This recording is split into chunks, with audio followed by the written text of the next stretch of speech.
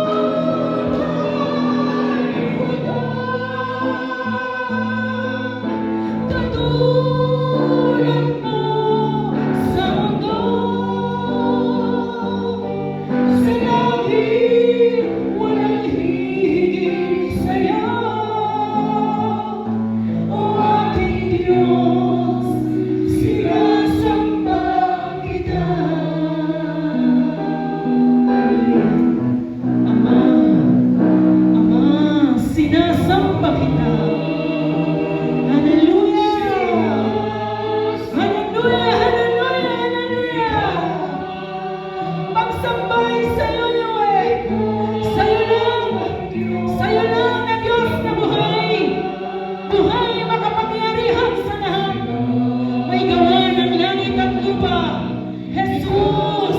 Jesus! Di ka nagbabago! Hallelujah! Hallelujah! Hallelujah! Hallelujah! Sambahin ka! Sambahin ka ng walang humpay, O Diyos! Ikaw ang Diyos! Ikaw ang Diyos na nag-iisang Diyos sa aming mga buhay. Marapat lamang na ikaw ay purihin, papurihan, patuloy na sambahin sa lugar na ito. Dahil sa'yo ay walang kadiliman. Walang kadiliman sa'yo, Hallelujah. Ikaw ang aming taglaw. Ikaw ang aming liwanag ng buhay sa daigdig na ito. Kaya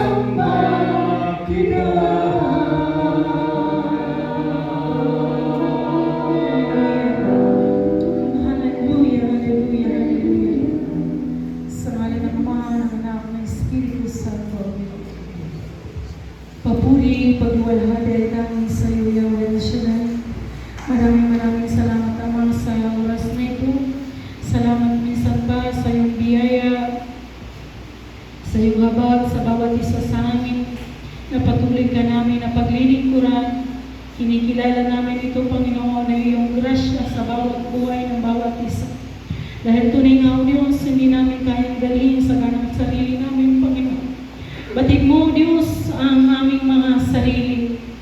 Nararamdaman mo kung anong nararamdaman ng bawat isa sa amin. Pero salamat, Panginoon, dahil naririto kami, hinahayaan mo na ikay patuloy naming sambahin at purihin sa buhay na ito. Pagpalain mo ang gawain mo sa lugar na ito, Panginoon. Patuloy mong bigyan ng kagustugan kalakasan ng mga manggagawa mo sa lugar na ito. Lalo na, Panginoon, si Sister Pedilla, Panginoon. Dalangin namin, O Diyos, na muli po namin siyang makasama sa paglilingkod sa iyo sa lugar na ito. At patuloy namin inaalay ni isa't pa ang mga attender mo sa lugar na ito.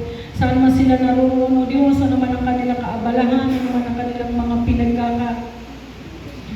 abalahan sa buhay, Panginoon. Patuloy mo silang pagpalangin, patuloy mo silang kahabagan, O Diyos, at sa oras na ito, banal ng Espiritu, siyang patuloy na umabot sa kanila, ipuin ang kanilang mga puso, na muling ipaalala na tuwing araw ng Huwebes ay naririto ka, naghihintay sa kanila. Hayaan mo, Panginoon, na mapuno ang lugar na ito sa mga darating na Huwebes, O Diyos, dahil walang bagay na mahirap sa iyo. Patuloy mo kaming tulungan, akayin ang lahat ng mga tao sa lugar na ito upang patuloy na magbalik pasasalamat sa iyo, Panginoon.